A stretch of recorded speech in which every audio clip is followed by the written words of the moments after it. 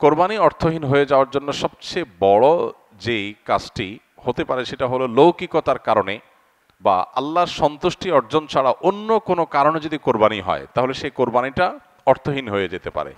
কোরবানিটার সওয়াব পাওয়া থেকে আমরা বঞ্চিত হতে পারি। আল্লাহর কাছে এর কোনো বিনিময় আমাদের নাও থাকতে পারে যদি আমাদের এখলাস না থাকে। কোরবানিতে এখলাস খুব কমই থাকে। কোরবানিকে ঘিরে যদি আপনি বলেন সবচেয়ে বড় সতর্ক থাকার জায়গাটা কোনটা, তো আমি বলবো নিয়তকে খালিস করা। অন্য অনেক ইবাদত আছে, নামাজের ক্ষেত্রে আমরা আল্লাহর জন্য নামাজ পড়ি, সেখানে আসলে এখলাসের অভাব এত বেশি থাকে না। কোরবানির মধ্যে এখলাসের অভাব যত বেশি থাকে। মূলত কোরবানি এমন একটা ইবাদত যেখানে আল্লাহর উদ্দেশ্যে আমি পশু জবাই করছি, আবার পশুর গোশতটা আমার ঘরে তুলছি, অর্থাৎ ফিডব্যাকটা আমি পাচ্ছি।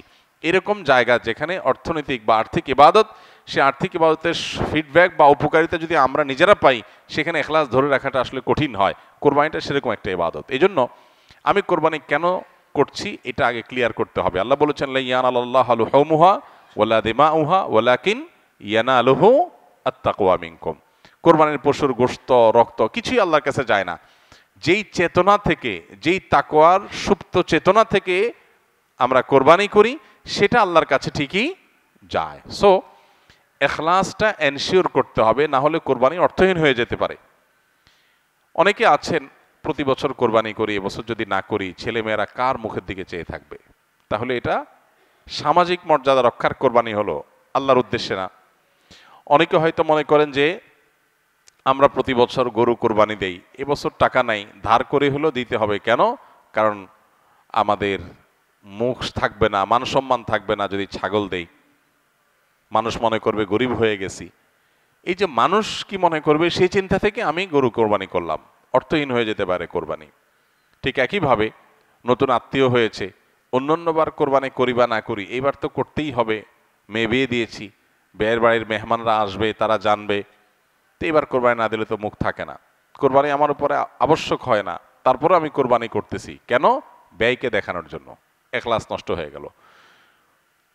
অনেকে আছেন যে কোরবানির মূল উদ্দেশ্য হলো ফ্রেশ গোশত সংগ্রহ করা, এই সামাজিক মর্যাদা ইত্যাদি, এগুলোর কারণে কোরবানি সবচেয়ে বেশি অর্থহীন হয়ে যায়। এই জন্য কোরবানিকে সবচেয়ে বেশি আমাদের রিয়া বা লৌকিকতা থেকে মুক্ত রাখার চেষ্টা করতে হবে। আল্লাহ আমাদের তৌফিক দান করুন। দ্বিতীয়ত, হারাম অর্থ দিয়ে যদি কোরবানি করেন তাহলে সেটা অর্থহীন হয়ে যেতে পারে। আপনি দেখবেন কোরবানির ইবাদতটাতে এক অদ্ভুত দৃশ্য আমাদের দেশে দেখা যায়। যারা যত বেশি প্র্যাকটিসিং, তাদের কোরবানির পশুর সাইজ সাধারণত তত কম থাকে। আর যারা যত বেশি নামাজ কালাম কম পড়ে, ইসলাম থেকে যত দূরে, তাদের কোরবানির পশুর সাইজ তুলনামূলকভাবে তত বড় হয়। অদ্ভুত না ব্যাপারটা?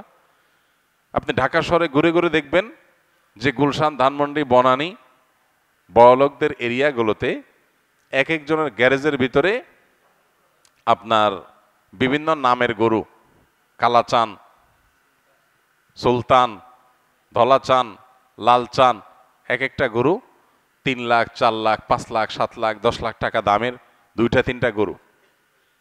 হয়তো অনেক এলাকা আছে যে একটা পাড়া মহল্লাতেও এত টাকা খরচ করে সবাইয়ের কোরবানি করার সুযোগ হয় না। যাই দেখেন ওই বাড়িতে যারা থাকে তাদের নামাজ নাই, কালাম নাই, ইবাদত নাই, বন্দেগী নাই, কোরবানির বেলায় মাশাআল্লাহ 4টা 5টা আছে, কারণ এটাতে বেটাগিরি জাহির করা যায়। আর যদি নির্বাচন সামনে থাকে তাহলে তো কোনো কথাই নেই। তাহলে এবার 10টা গরু, 20টা গরু, 30টা গরু। তো এগুলো বেশিরভাগ ক্ষেত্রে হারাম উপার্জন থেকে হয়, বিশেষ করে যাদের মধ্যে আল্লাহর ভয় না থাকে। তো হারাম উপার্জন থেকে যদি কোরবানির পশু করা হয়, জবাই করা হয়, বা ওই যে লৌকিকতার কারণে মানুষ দেখানোর জন্য, বাহবা পাওয়ার জন্য যদি কোরবানি হয়, তাহলে সেই কোরবানি কি হয়ে যাবে? অর্থহীন হয়ে যেতে পারে। তৃতীয়ত যে বিষয়টা আমাদের খেয়াল করা দরকার সেটা হলো কোরবানির পশুর জবাই করে তার গোশত খাওয়া আল্লাহ তাআলা আমাদের জন্য হালাল করেছেন, কিন্তু এর মানে এই না যে পশুর প্রতি কোনো অমানবিক আচরণ করা যাবে। পশুর প্রতি অমানবিক আচরণ করলেও কোরবানি অর্থহীন হয়ে যেতে পারে। এখন বলতে পারেন পশুর প্রতি কেউ কেউ অমানবিক আচরণ করে? উত্তর হলো হ্যাঁ, করে। কিভাবে করে? অনেকে আছেন পশু কিনে আনার পর যথাযথভাবে যত্ন আত্তি করে না, নিয়মতান্ত্রিকভাবে খাওয়ায় না। কারণ জবাই করে ফেলবো, দরকার কি খাওয়ানোর? আপনি 1 সপ্তাহ আগে, 5 দিন আগে বাজার থেকে পশু কিনে আনছেন, এটা ঠিক মতো খাওয়াইলেন না, যেখানে তার কষ্ট হয়, মশা টশা আছে, যেখানে সেখানে তারে বেঁধে রাখলেন। মিনিমাম যত্ন আত্মি যতটুকু দরকার, পশু হলেও তার ভিতরে প্রাণ আছে, সে প্রাণী। সো প্রাণী হিসাবে তাকে যতটুকু যত্ন করা দরকার সেটা না করে জবাই তো করে ফেলবো, দরকার কি আর কেয়ার করা, তাকে আপনি অহেতুক কষ্ট দিলেন, তাহলে এটা আপনার কোরবানিকে অর্থহীন করতে পারে। নবী সাল্লাল্লাহু আলাইহি ওয়াসাল্লাম বলেছেন, ইন্নাল্লাহা কাতাবাল ইহসানা আলা কুল্লি শাই, আল্লাহ প্রত্যেকটা বস্তুর প্রতি ইহসান করা, অনুগ্রহ করাকে আবশ্যক করে দিয়েছেন, ফরজ করে দিয়েছেন। প্রতিটা বস্তুর প্রতি কি করতে হবে? ইহসান করতে হবে। এই ইহসানের মানসিকতা আমাদের যদি না থাকে, তাহলে পশুর প্রতি যদি আপনি ইহসান না করেন, তাহলে আল্লাহর কাছে জবাবদিহি করা লাগতে পারে। আমরা যারা পশু কিনে আনি, নিজেরা জবাই করি, জবাই করার সময় কিছু অমানবিক আচরণ হয়। যেমন দেখা যায় জবাই করার পর কসাইরা বিশেষ করে চাকু দিয়ে গলায় খোঁচায়। এই গলায় খোঁচানোর পরে, খোঁচানোর কারণে দেখা যায় যে স্বাভাবিকভাবে রক্ত প্রবাহ হয়ে, রক্ত বের হয়ে যে মৃত্যু হতো, সেটা না হয়ে একটা পশু মারা যাচ্ছে অনেক সময় স্পাইনাল কর্ডে আঘাত করার কারণে। তো এই যে খোঁচাখুচি করে পশু মারলেন, অনেক সময় পশু খাওয়াটা পর্যন্ত হারাম হয়ে যেতে পারে যদি এরকম খোঁচাখুচি হয়। জন্য জবাইয়ের পরে ছেড়ে দিতে হবে, তার প্রাণ বাইর হওয়ার জন্য স্বাভাবিকভাবে। খোঁচাখুচি করা যাবে না চাকু দিয়ে। অনেক সময় দেখা যায় কসাইরা পশুর এখনো পুরো প্রাণ বের হয় নাই, এখনো মারা যায় নাই, রগ কাটা শুরু করেছে, চামড়া ছেলা শুরু করে দিয়েছে, নাড়াচাড়া এখনো করছে, এটা অমানবিক। তার প্রাণটা বের হওয়ার জন্য অপেক্ষা করতে হবে। নবী সাল্লাল্লাহু আলাইহি ওয়াসাল্লাম পরিষ্কারভাবে বলেছেন, তোমরা চাকু ভালো করে ধার দিবে। কেন? কারণ ধার দিলে পশু তাড়াতাড়ি জবাই হয়ে যাবে, অহেতুক তাকে খোঁচাখুচি করে কষ্ট দেওয়া লাগবে না। আমরা দেখা যায় নিজেরা হয়তো পশুর প্রতি অনেকে যত্ন করি, মায়া করি, কিন্তু পশুটা যে আপনার বিক্রেতার কাছ থেকে আপনি কিনে এনেছেন, এই পশু প্রতি সে হয়তো কোনো অমানবিক কাজ করেছে, যদিও তার দায়টা আপনার উপর আসবে না, কিন্তু সামাজিকভাবে আমাদের সবার উপরে এই দায়টা চলে আসে। আমরা জানি পশু পরিবহন থেকে নিয়ে পশু বাজারজাত করা থেকে নিয়ে জবে পর্যন্ত ধাপে ধাপে পশুর প্রতি চরম অমানবিক আচরণ এদেশে করা হয়। পরিবহনে হয়, আপনারা জানেন, একটা ট্রাকে ধরা যাক যে 15টা গরু উঠানো যাবে, সেখানে 20টা গরু উঠানো হলো, 5টা গরু বেশি উঠানো হলো, তাতে পড়তা বেশি হয়ে যায়, খরচ কম পড়ে, ব্যবসাটা একটু বেশি হয়ে যায়। কিন্তু 5টা গরু বেশি উঠানোর কারণে কি হয়? ওই পশু যেগুলোকে উঠানো হয়েছে সেগুলোকে এমন গাদাগাদি করে দাঁড় করানো হয় যে তাদের গায়ে, শরীরে রীতিমতো ঘা হয়ে যায়, এবং মাঝখান দিয়ে এমনভাবে বাঁশ বেঁধে দেওয়া হয় যাতে কোনোভাবে বসতে না পারে। 10 ঘন্টা, 15 ঘন্টা, 20 ঘন্টা পর্যন্ত অনেক সময় সিরিয়ালে জ্যামে ট্রাকগুলো, পিকআপগুলো আটকা পড়ে থাকে, এবং 20 ঘন্টা ধরে তাদেরকে এভাবে এমনভাবে বাঁশ বেঁধে দেওয়া হয় যাতে করে কোনোভাবে বসতে না পারে। ছাগল দোকানে আপনারা দেখবেন, ঢাকায় যে সমস্ত আপনার ছোট ছোট ছাগল বিক্রির জায়গাগুলো আছে, দোকানগুলো আছে, সেগুলোতে দেখবেন গলায় রশি বেঁধে এমনভাবে ঝুলায় রাখা হয় যে হয়তো 1-1.5 ফিট বা আরও কম রশি রাখা হয়, এবং যাতে কোনোভাবে ছাগল বসতে না পারে, কারণ বসলে তো ক্রেতা দেখতে পাবে না। ক্রেতা যাতে সাইজ দেখতে পারে সেজন্য তাকে দাঁড় করিয়ে রাখা হয়। সে দাঁড় করানোটা কখন থেকে নিয়ে, ওই যে সকাল 7টা বা 6টা ফজরের পর পর পশুর দোকান খোলে তখন থেকে নিয়ে একদম রাত 8টা-9টা পর্যন্ত, এই পুরো সময় 12 ঘন্টা, 14 ঘন্টা, 16 ঘন্টা আপনি এইভাবে ঝুলায় রাখতেছেন একটা জীবন্ত পশুকে। অমানবিক আচরণ। এরপরে বাজারজাতকরণের সময় আমরা জানি পেটের মধ্যে হাওয়া দিয়ে ফুলানো হয়, পানি অতিরিক্ত জোর করে জবরদস্তি পান করে তারপরে ফুলানো হয়। এগুলো সব অমানবিক আচরণ। এগুলো আমাদের কোরবানির যে আসল রূহ এবং প্রাণ সেটাকে নষ্ট করতে পারে। এগুলোর দায় অবশ্য কোরবানিকারীর উপর আসবে না, কিন্তু কোরবানিকারীর দায়িত্ব আছে এইগুলোর ব্যাপারে সামাজিক সচেতনতায় সামিল হওয়া। সর্বশেষ যে পয়েন্টটা বলবো সেটা হলো, আমাদের কোরবানির পশুর যে বর্জ্য ময়লা আছে, এগুলো যদি পরিষ্কার করার দায়িত্ব কোরবানি কারক হিসাবে আমরা নিজের কাঁধে না নেই, আমাদের কোরবানিটা অর্থহীন হয়ে যেতে পারে। আমি কোরবানি করছি সওয়াবের জন্য, কিন্তু আমার কোরবানির কারণে যদি মানুষের কষ্ট হয়, সমাজের মানুষ বিপদে পড়ে, মানুষ অসুস্থ হয়, তাহলে সওয়াবের পরিবর্তে আমার কি হতে পারে? গুনাহ হতে পারে। আপনি কোরবানির পশু এনেছেন, এবার কোরবানির পশুর যে গোবর, তার পেশাব, বিষ্ঠা, এগুলো পুরো এলাকাকে ময়লা দিয়ে ভরে ফেলেছে, দুর্গন্ধে ছেয়ে গেছে। আপনি কোরবানিকারী, আপনার দায়িত্ব এগুলোকে পরিষ্কার করে যথাস্থানে ফেলে দেওয়া এবং মানুষের যেন কষ্ট না হয় সেদিকটা খেয়াল করা।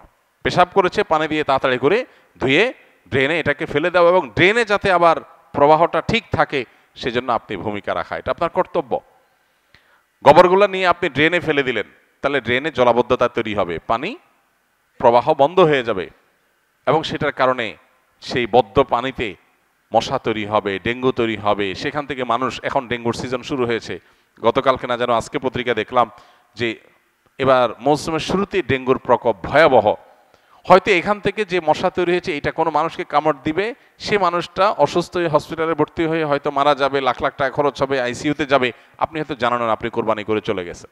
তো এই জন্য আমাদের কোরবানির পশুর বিষ্ঠা, ময়লা, বর্জ্য এগুলোকে পরিষ্কার করা, যথাস্থানে ফেলা, যেখানে সেখানে না ফেলা, এবং ড্রেন অন্যান্য জায়গায় মানুষের রাস্তাঘাটের আশেপাশে চলাফেরার জায়গায় ফেলে মানুষের কষ্টের কারণ যেন না হয় সেটা লক্ষ্য করা আমাদের কর্তব্য। যদি না করি তাহলে এই কোরবানি অর্থহীন হয়ে যেতে পারে।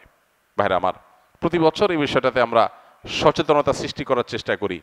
কোরবানি হোক পবিত্র, আমাদের দেশও থাকুক পরিচ্ছন্ন, আমাদের পরিবেশটাও ভালো থাকুক, এই স্লোগানটা আমাদের মাথায় রাখতে হবে। কোরবানি করার পরে অনেক সময় দেখা যায় কোরবানি পশুর রক্ত রাস্তায় বেয়ে পড়ে গেছে, মাটির রাস্তায় শুকিয়ে গেছে, আমি ভালো করে পানি ঢালি নাই, দায় সারা একটু পানি ঢেলে চলে গেলাম, তাহলে এই রক্তটা শুকানোর পরে দুর্গন্ধ হবে, মানুষ আশেপাশ দিয়ে যাবে, নাকে হাত দিয়ে যেতে হবে, কষ্ট হবে, দিলের বদদোয়া মানুষের আপনি পেতে থাকবেন। তো কোরবানি করে কি লাভ? আল্লাহর বান্দাদের কষ্ট দিয়ে তো আল্লাহকে আপনি খুশি করতে পারবেন না। কোরবানি পশুর জবে করার পর অনেকে বুড়ি পছন্দ করেন, বুড়ি খাওয়া হালাল, কেউ চাইলে পছন্দ করলে খেতে পারে পরিষ্কার করে। এখন বুড়ির যে ময়লা সেগুলো আপনি রাস্তার পাশে কোন একটা খালে ফেলে দিয়ে চলে গেলেন, কারোর খেতে ফেলে দিয়ে চলে গেলেন, রাস্তার ধারে ফেলে দিয়ে চলে গেলেন। এবার 1 সপ্তাহ, 10 দিন, 15 দিন, 20 দিন, অনেক সময় 1 মাস বা আরো বেশি সময় পর্যন্ত এগুলোর গন্ধে আশেপাশে মানুষের বসবাস করা কঠিন হয়, পথচারীদের কষ্ট হয়। তো এগুলো সবগুলোই কিন্তু আমাদের কোরবানিকে অর্থহীন করে ফেলতে পারে। অতএব আমাদের উচিত হবে যে আমাদের কোরবানির পশু ময়লা বর্জ্য এগুলোকে গর্তে ফেলে দিয়ে মাটি চাপা দিয়ে সুন্দর করে সেটাকে দাফন করে দেওয়া, যাতে কোনোভাবে মানুষের কষ্টের কারণ না হয়। আল্লাহ রাব্বুল আলামিন আল্লাহকে সন্তুষ্ট করার মতো করে কোরবানি আমাদেরকে নিবেদন করার তৌফিক দান করুন। কোরবানি যেখানে ত্যাগের কথা বলে, সেখানে যদি আমরা মানুষকে কষ্ট দেই তাহলে এটা সওয়াবের পরিবর্তে কোনো কোনো ক্ষেত্রে গুনাহের কারণ হতে পারে।